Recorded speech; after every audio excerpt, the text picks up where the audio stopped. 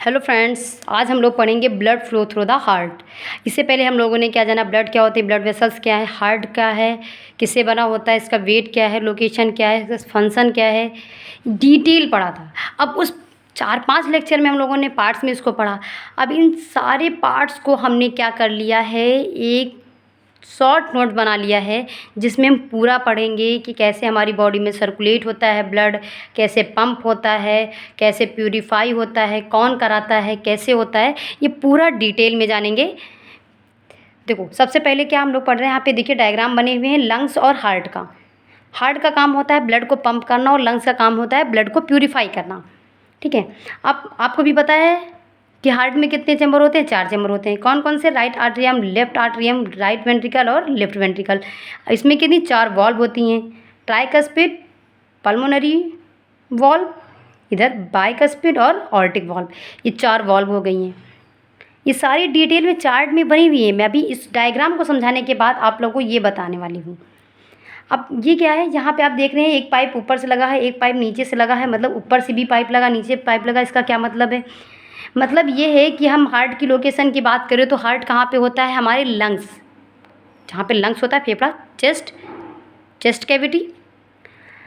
अब यहाँ पे होता है तो ये हार्ट के ऊपर का भी कुछ ब्लड होगा और कुछ नीचे का ब्लड होगा, टॉप एंड बॉटम। ऊपर वाला ब्लड ऊपर वाले पाइप से आएगा, जो निचला ब्लड है वो नीचे वाले पाइप से ऊपर जाएगा। अब ये ब्लड जाता है ऊपर से और नीचे से कहाँ जाता है, राइट आर्टरियम में जाता है। राइट आर्टरियम में ब्लड जाने के बाद ये कहाँ जाएगा, राइट वेंट्रिकल में जाएगा। किसकी मदद से, ट्राइकस्पिड वॉल्व की मदद से। अब ट्राइकस्पिड वॉल्व की मदद से राइट वेंट्रिकल में आएगा। राइट वेंट्रिकल से अब ये कहाँ जाएगा, पल्मोनरी आर्टरीज में जाएगा। अब पल्मोनरी आर्टरीज में जाएगा तो यहाँ पे क्या लगी हुई है, पल्मोनरी वॉल्व। नाम से भी ध्यान रखिएगा, पल्मोनरी आर्टरी मतलब पल्मोनरी वॉल्व।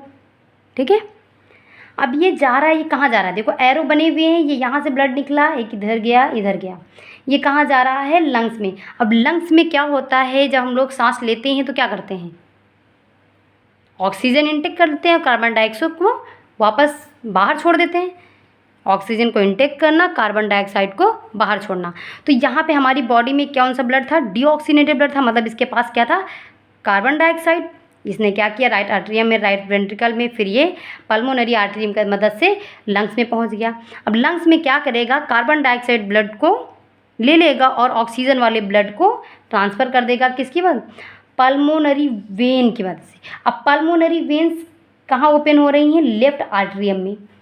अभी लेफ्ट आर्टरियम में आने के बाद ये ब्लड कहाँ जाएगा, बाइकस्पिड वॉल्व की मदद से लेफ्ट वेंट्रिकल में आएगा। लेफ्ट वेंट्रिकल में जब ब्लड आ जाएगा तो ये पूरी बॉडी में सर्कुलेट करने के लिए तैयार है। मैंने पहले भी बताया था, जो लेफ्ट वेंट्रिकल होता है बहुत ही थिक होती है इसकी लेयर।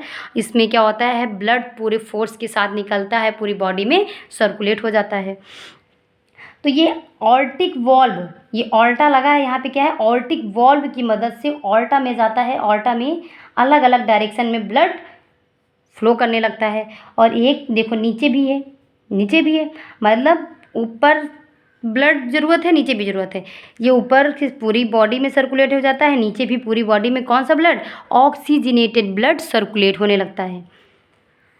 अब हम लोगों ने जान लिया कि कैसी पूरी बॉडी में ब्लड सर्कुलेट हुआ है। अब पढ़ भी लेते हैं, inferior vena cava and superior vena cava. Superior vena cava, inferior vena cava, ये दोनों कहाँ गए, राइट आर्टरियम में ओपन हुआ। ये राइट आर्टरियम में ओपन हुआ, फिर ये ट्राइकस्पिड वॉल्व की मदद से राइट वेंट्रिकल में आए। ट्राइकस्पिड वॉल्व की मदद से राइट वेंट्रिकल में आया। ये राइट वेंट्रिकल क्या करेगा, पल्मोनरी वॉल्व के थ्रू पल्मोनरी आर्टरीज में सेंड कर देगा।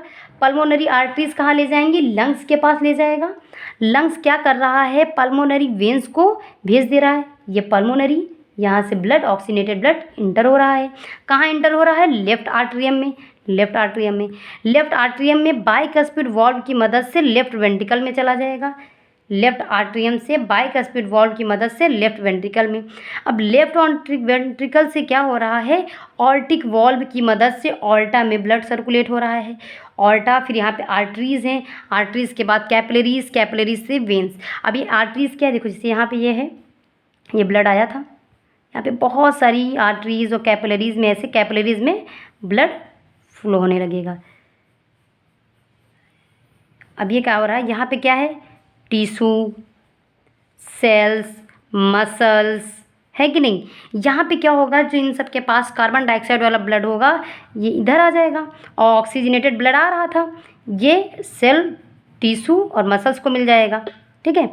और इन सब से क्या हो जाएगा, CO2 वाला ब्लड आ जाएगा। अब ये CO2 वाले ब्लड को फिर से वेन कैरी करेगा, वेन कैरी करने के बाद इन्फीरियर वेना कावा और सुपीरियर वेना कावा में फिर से भेज देगा। ये प्रोसेस लगातार चलती रहती है, कॉन्टीन्यूसली चलती रहती है। गाइस, आई होप आप लोग को समझ में आ गया होगा। आप स्क्रीनशॉट ले सकते हैं, 1-2 बार पढ़ेंगे आसानी से आ जाएगा। जो भी प्रॉब्लम हो आप लोग पूछ सकते हैं। Thank you. Please share and subscribe my channel.